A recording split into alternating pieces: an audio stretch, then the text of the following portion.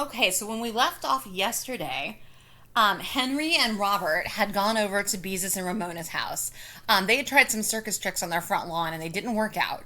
So they decided to go over and see what Beezus and Ramona were up to. And when they got there, Beezus and her friend Mary Jane, they were trying to be tightrope walkers. I don't know if you know what a tightrope is, but it's a rope that's strung really tightly between two tall ladders or towers, and people walk across them. They're called tightrope walkers. And so Robert and Henry are there making fun of Beezus and Mary Jane and looking to see if they can really walk the rope. Robert and Henry hooted with laughter. "You sure look silly standing there on that rope with that umbrella in your hand." "You keep quiet," snapped Beezus. "Let's see you do it if you think you're so smart." Henry laughed harder. "She can't even walk when it's a trillionth of an inch off the sidewalk." Robert rolled on the grass. "Not even if it's a billionth of a trillionth of an inch off the sidewalk." Beezus waved the umbrella. "You get off my property." "You can't make us," yelled Henry. "If you don't go home, I'll never speak to you as long as I live." Beezus was really angry. "Or me either." Mary Jane glared at the boys. See if we care." Just then, Scooter rode down the street on his bicycle. "Look," he yelled, "no hands." The others stopped squabbling to watch. As Scooter approached, he bent slowly backward while he continued to pedal. When his head had almost touched the fender of the back wheel, the bicycle began to wobble.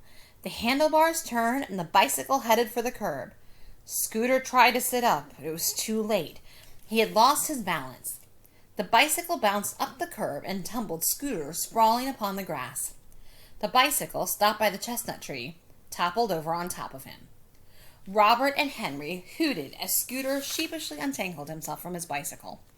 He rubbed his shin, but didn't say anything.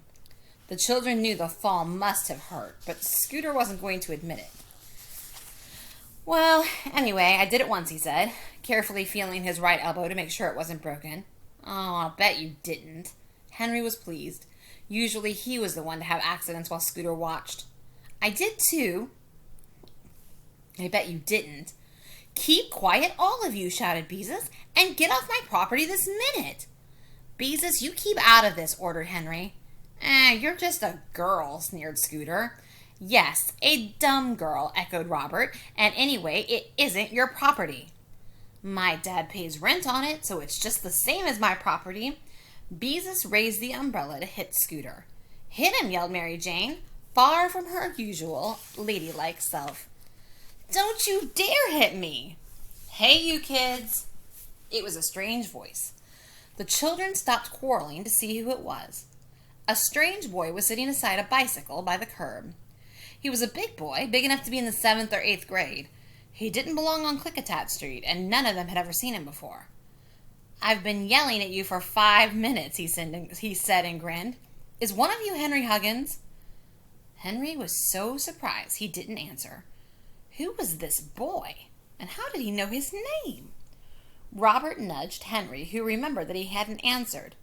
"Oh, yes," he said, "that's me." The boy reached into the pocket of his jeans and pulled out the newspaper clipping that showed Henry and Ribsy at the dog show. Henry couldn't understand why this strange boy was carrying that picture with him. Just then, Ribsy began to bark furiously, and Henry saw him running down the street toward them. "Dizzy!" the boy shouted, and sprang from his bicycle. "Here, Dizzy!" Ribsy jumped up on the boy and licked his hands. The boy laughed and patted him, and when Ribsy would stand still long enough, scratched him behind his left ear. "That's funny," thought Henry. "How does he know Ribsy likes to be scratched behind his left ear? And why does he call him Dizzy?" "His name isn't Dizzy," he said to the boy. "It's Ribsy, and he's my dog." Oh boy, I wonder what's going to happen next. You'll have to click in tomorrow to find out what happens with Ribsy, or is it Dizzy?